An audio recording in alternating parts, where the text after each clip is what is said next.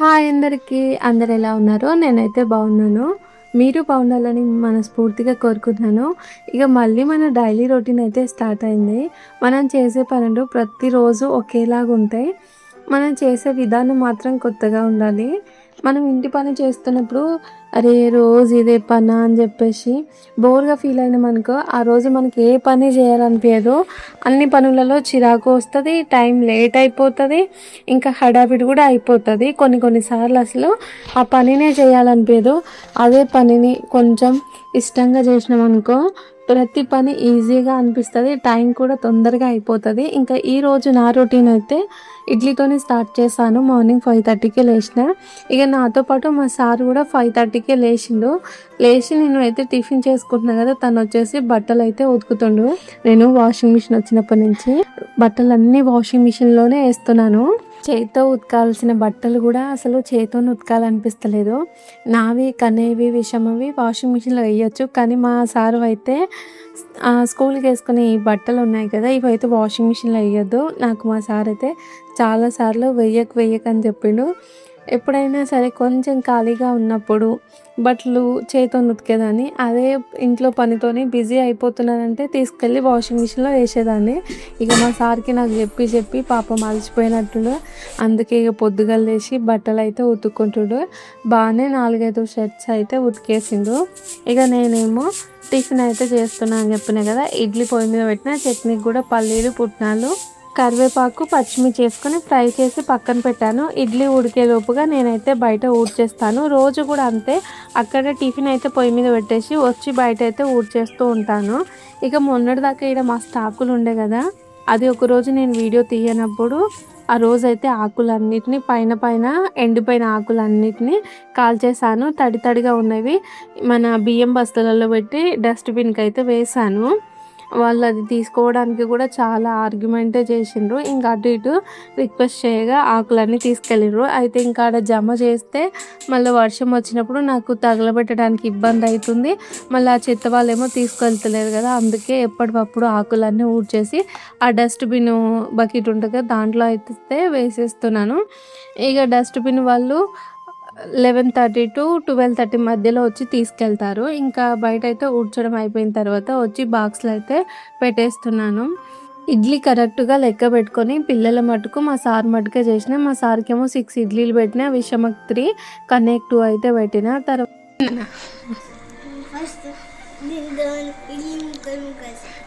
ముక్కలా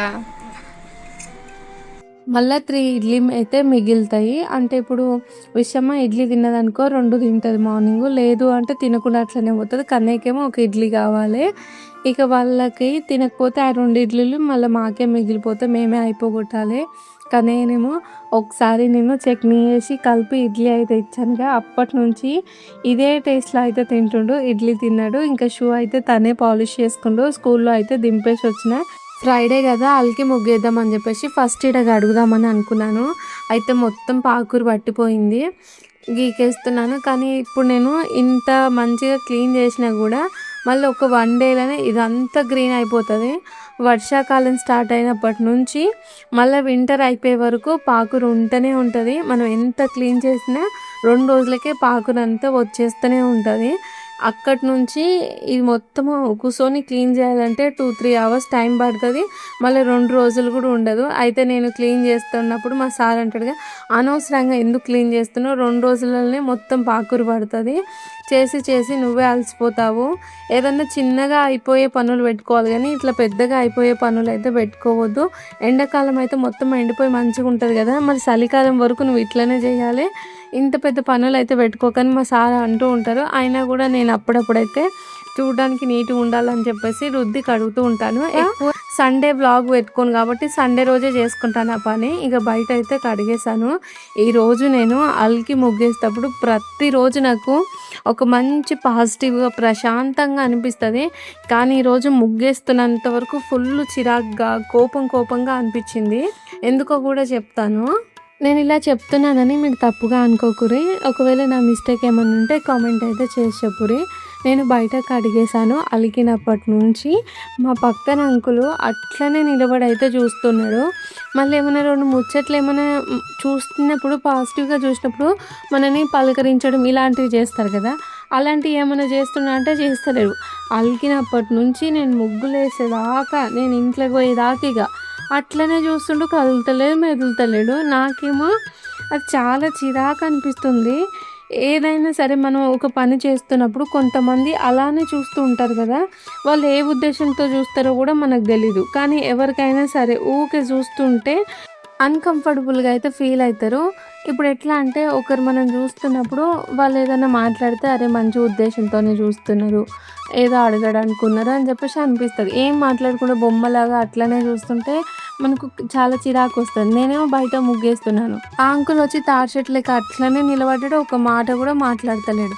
ఇక మళ్ళీ మనం ఏమన్నా అన్నామనుకో మళ్ళీ అదొక పెద్ద పంచాయతీ. అంటే ఎట్లా అంటే నిన్నేమననప్పుడు నువ్వెందుకమ్మా నన్ను ఇట్లా అంటున్నావు అని చెప్పేసి అంటారు కదా! అందుకే ఇంక నేను సప్పుడు గంట ముగ్గయితే వేసుకున్నా. చూస్తుండ్రు కదా ఎట్లా నిలబడానో. నాకైతే మస్తు కోపం వచ్చింది. ఈ అంకుల్ బిహేవియర్ ఎట్లుంటదంటే అసలు నేను తప్పుగా అయితే ఏమి అర్థం చేసుకుంటలేను. ఆంటీ ఉన్నప్పుడు ఒకలాగా ఉంటది. ఆంటీ లేనప్పుడు ఒకలాగా ఉంటది. ఈ విషయం అయితే నేను బాగా గమనించాను. ఇక మా సార్‌కి చెప్తేనేమో ఇట్లా అనవసరంగా ఓవర్ థింక్ చేయకు, వదిలేసేయి అని చెప్పేసి మా సార్ అంటూ ఉంటారు. ఇంకా నేను కూడా అనవసరంగా ఎందుకులే ఊరుగాను ఊరు వచ్చినామా ఒకళ్ళనొక మాట అనడం, లేకపోతే అనవసరమైన ఇబ్బందులు పడడం ఎందుకు అని చెప్పేసి నాకు అనిపిస్తది. కానీ నాకు ఇలాంటి బిహేవియర్ ఉంటే బాగా చిరాకొస్తాయి. ఎందుకంటే ఒకరు వాళ్ళ పని చేసుకునేటప్పుడు మనం వాళ్ళని చూసినామనుకో మందలియ్యాలి. లేకపోతే పాజిటివ్‌గా రెస్పాండ్ అవ్వాలి. లేదు అంటే అక్కడి నుంచి వెళ్ళిపోవాలి. అంతేగాని అక్కడుండి వేరే వాళ్ళని ఇబ్బంది పెట్టొద్దు. ఇగో పొద్దున్న రోజు నేను లేచినప్పటి నుంచి ఆడ ఆ భయ్య అయితే పొద్దున్నే డ్యూటీకెళ్తాడు. కారు తుడుస్తాడు. నేను పోయి బయట ఊపుతాను. అప్పుడు ఆయన నేను పక్కనే ఉంటాం. కానీ ఆ అన్న పని ఆ అన్న చేసుకుంటా. నా పని నేను చేసుకుంటా. ఇప్పుడు ఆ అన్న అట్లా చేసుకోవడం వల్ల నాకు ఇప్పుడు ఆ అన్న మీద మంచి అభిప్రాయం. రేపటి నాడు ఏదైనా మాట్లాడాలన్నా కూడా ఒక మాట మంచిగా అయినా కూడా మనం చెప్పేస్తాము. ఒక అభిప్రాయం వస్తుంది. కానీ ఇట్లా అన్‌కంఫర్టబుల్‌గా క్రియేట్ చేసి అలా సిట్యుయేషన్స్ క్రియేట్ చేస్తే మనం వాళ్ళతోని కొంచెం మాట్లాడలేము, మందలియ్యలేము. గట్లా అనిపిస్తది నాకు. నేను తప్పుగా అనుకుంటే మీ అందరికీ సారీ చెప్తున్నాను. నా ఫీలింగ్ అయితే చెప్పాను అంతే. మళ్ళీ ఇంకా చెప్పినానుకో అనవసరంగా చెప్పినావని మా సార్ అంటాడు. అందుకే ఇంకా కట్ చేసి చెప్పాను. మీకు ఏం అర్థమైందో ఏమో. ఇక లోపలికొచ్చి అయితే ఇల్లు తుడుస్తున్నాను. ఇంక నాకైతే కొత్త గిఫ్ట్ వచ్చింది. ఏంటిది ఆ కొత్త గిఫ్ట్ అంటే ఇదే ఇల్లు తుడిచే కర్ర. మొన్నటిదాకా ఒక 2 కర్రలేమో తీసుకొని వచ్చిన అదే స్టిక్స్ బయట పెడితే ఉడత ఆ గూడు కట్టుకోవడానికి రోజింత కొరుక్కొని తీసుకొని వెళ్తుంది. మొన్న నేను బండలు తుడుద్దామని చెప్పేసి ఆ స్టిక్ పట్టుకుంటే మొత్తానికే లేవు దానిపైన అవి క్లాత్ అస్సలే లేదు. ఇక మా సార్‌కి చెప్తే మొన్ననే తీసుకొని వచ్చిండు. ఇక నేనైతే ఇల్లు తుడుస్తున్నాను కదా! ఆడ ముగ్గులు వేసేటప్పుడే పాలయన అయితే వచ్చిండు. ఒకటేమో మాది పాలు, ఇంకోటేమో మా పక్కన సార్ వాళ్ళది. నేను ముగ్గేసే వరకు 10:30 అయిపోయింది. పాలు కాగబెట్టి ఇల్లు తుడిచేసరికి 11 అయిపోయింది. బాగా ఆకలేస్తుంది. ఎట్లాగో పొద్దున్నుంచి చాయ్ అయితే తాగలే కదా! కడుపులో గోకుతుంది. అందుకే ఇంకా ఆ లిక్విడ్ అయితే తాగేసాను. స్నానం చేసిన తర్వాత తాగుదాం అనుకున్నా. కానీ స్నానం చేసినందుకు కూడా ఓపిక లేదనిపించింది. ఇంకా తాగేసి రెడీ అయితే అవుతున్నాను. నేను ఈ డ్రెస్‌నైతే ఫ్లిప్‌కార్ట్ నుంచి నేను తీసుకున్నాను. ఈ డ్రెస్ లింక్ అయితే నేను కమ్యూనిటీలో పోస్ట్ చేస్తాను. ఎవరికైనా నచ్చితే చూడండి. డ్రెస్‌లు అయితే బాగున్నాయి. నిన్న వేసుకున్న ఆ గ్రీన్ డ్రెస్ ఉందిగా అది కూడా రిటర్న్ పెట్టలేదు. మళ్ళీ ఇది వేసుకున్నాను కదా! ఇది కూడా నచ్చింది నాకు. రిటర్న్ పెట్టాలనిపిస్తలేదు. వామ్మో! ఇట్లనే ప్రతి వీడియోలో రిటర్న్ పెట్టాలనిపిస్తలేదు అని చెప్పినానుకో ఇక మా సార్ నన్ను అస్సలు బుక్ చేసుకొనియ్యడు. మొన్ననే అడిగినా ఇట్లా రివ్యూస్ చేస్తాను బుక్ చేసుకొని అంటే సరే చేసుకోమని చెప్పిండు. కానీ 1, 2 మాత్రమే ఉంచుకో, వచ్చినట్టుగా ఉంచుకొని డబ్బులన్నీ ఖర్చు చేయకని చెప్పిండు. బుక్ చేసుకోవడానికి తనే ఆ ఫ్లిప్‌కార్ట్ కార్డ్ అయితే ఇచ్చిండు. చూద్దాం ఇంకా ఎన్ని రోజులు ఇస్తాడో. ఈడైతే నేను రెడీ అవుతున్నాను. ఫంక్షన్స్ అయినా సరే ఇంట్లో అయినా సరే చాలా సింపుల్‌గానే రెడీ అవుతాను. ఎక్కువ క్రీమ్స్ అవన్నీ ఏం పెట్టను, నాకు అలవాట్లేదు. అయితే ఎప్పుడైనా సరే fair and lovely powder, eyebrow pencil use చేస్తాను. ఈ 3 తర్వాత ఒక స్టిక్కరు, కుంకుమ ఉంటే చాలు, ఇంకా నేను రెడీ అయిపోయినట్టే. ఈరోజైతే ఫెయిర్ అండ్ లవ్లీ కూడా పెట్టుకుంటాను. ఫెయిర్ అండ్ లవ్లీ అయిపోయి కూడా అటు ఇటు 10-12 రోజులు అవుతుంది. అయితే నేను ఎందుకు ఆర్డర్ చేసుకోవట్లేదంటే, నేను ఫెయిర్ అండ్ లవ్లీ ఎప్పటి నుంచి పెడుతున్నా అంటే ఆఫ్టర్ మ్యారేజ్ తర్వాతనే కంటిన్యూగా ఫెయిర్ అండ్ లవ్లీ యూజ్ చేయడం అయితే స్టార్ట్ చేశాను. అయితే ఇంకా యూజ్ చేసి ఫేస్లో కూడా ఎలాంటి మార్పులు ఏం లేవు కదా. నాదేమో ఆయిల్ స్కిన్. అయితే నేను చాట్‌జీపీటీని అడిగాను నా ఆయిల్ స్కిన్కి తగ్గ ప్రోడక్ట్స్ చూపిమని. ఒకటి సన్ స్క్రీన్, తర్వాత ఒకటి సీరం అయితే అడిగాను. ఆ 2 అయితే నాకు చూపించింది. నేను ఇంకా అవి ఆర్డర్ చేసుకోలేదు. సీరము, సన్ స్క్రీన్ అయితే యూజ్ చేద్దాం అనుకుంటున్నాను. అందుకే ఫెయిర్ అండ్ లవ్లీ అయితే యూజ్ చేయడం ఆపేసాను. నాకు నా దగ్గర ఉండే ఫెయిర్ అండ్ లవ్లీ 200-300 వరకు ఉంటుంది, పెద్దగా ఉంటుంది. అది ఒక 2-3 మంత్స్ వస్తుంది నాకు ఆ ఫెయిర్ అండ్ లవ్లీని చూసినప్పుడల్లా అనిపిస్తుంది, నేనైనా ఈ ఫెయిర్ అండ్ లవ్లీ కొనగలుగుతున్నా అని అనిపిస్తుంది. ఎందుకంటే బిఫోర్ మ్యారేజ్ మాకు రెడీ అవ్వడానికి కనీసం పెద్ద పౌడర్ కూడా ఉండకపోయేది మా ఇంట్లో. పెద్ద పౌడర్ అంటే ఇప్పుడు ₹5 పౌడర్, పాండ్స్ పౌడర్ అది ఉండేది. ₹5 వాజ్లీన్ ఉంటుంది కదా, అది పాండ్స్ వాజ్లీన్ అదొకటి. లేదు అంటే గ్రీన్ కలర్ వాజ్లీన్ ఉండే, కానీ అది మేము యూజ్ చేయకపోతే మా నాన్న ఒక్కడే వాడేది. ఎందుకంటే మా నాన్న సిమెంట్లో పని చేస్తారు కదా, రోజు నైట్ రుద్దుకునేది. ఇక మేమైతే కొబ్బరి నూనె, ఆ చిన్న వాజ్లీన్, ఆ పౌడరే వాడుకునేది. మా లైఫ్లో పెద్ద పౌడర్ మేము ఎప్పుడు తీసుకున్నామంటే బిఫోర్ మ్యారేజే. అది పౌడర్ పేరు అయితే గుర్తులేదు. అదొకటి మోచేతంత పొడుగు ఉంటుంది, దానిపైన మిడిల్లో గ్రీన్ కలర్ కవర్ ఉండి మల్లెపూలు అయితే ఉంటాయి. ఇంకప్పుడు మేము మల్లెపూల పౌడర్ అయితే అనేది. బిఫోర్ మ్యారేజ్ మేము పెద్దగా వాడిన ఐటమ్ ఏది అంటే అదే పౌడరు. అది మాకైతే మస్తు నెలలే వచ్చింది. ఇంకా పౌడర్ వేసుకుంటానికి ఇప్పుడు పఫ్ఫులు అవన్నీ వచ్చినాయి కదా, అప్పుడు అట్లా కాదు. టవల్ ఉంటుంది కదా, టవల్ని దగ్గర కానీ అరచేతిలోకి తీసుకొని ఇట్లా చుట్టేదనమాట. చేతిలో చుట్టుకుంటే పైన ఇట్లా ఫ్లవర్ లాగా చేసేసి దాని మీద గిత్తత పౌడర్ వేసుకొని మొక్క మీద అంతా రుద్దుకునేది. అప్పుడు ప్రతిదీ చిన్న వస్తువులతోనే ముందుకెళ్ళినాం, కానీ అప్పట్లేక ఇప్పుడు వెళ్ళడం చాలా కష్టము. ఇప్పుడు నాకు అనిపిస్తుంది, మా దగ్గరనేమో లోషన్స్ ఉంటాయి కదా, ఈ లోషన్స్ చూసినప్పుడల్లా పిల్లలు ఎంత లక్కీ, రోజు లోషన్స్ పెట్టుకుంటున్నారు. నాకేమో ₹5 చిన్న డబ్బు ఉండేది, అది కూడా మేము జస్ట్ ఫేస్కే యూజ్ చేసేది, కాళ్ళకి చేతులకు మొత్తం కొబ్బరి నూనె పెట్టేది.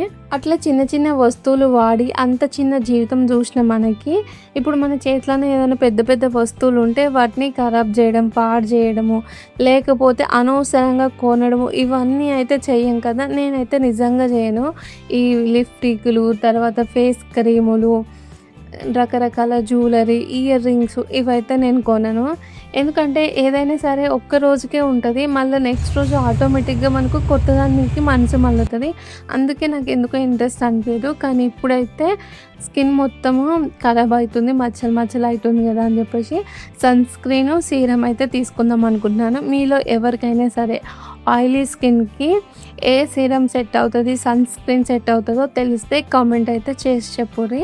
ఇక ఇప్పుడైతే వంట కూడా అయిపోయింది కదా, బీరకాయ కూర అయితే వండేసాను, ఇంట్లో పని కూడా అయిపోయింది. ఇప్పుడు షార్ట్ వీడియోలో ఈ డ్రెస్ అయితే నేను చూపిస్తున్నాను.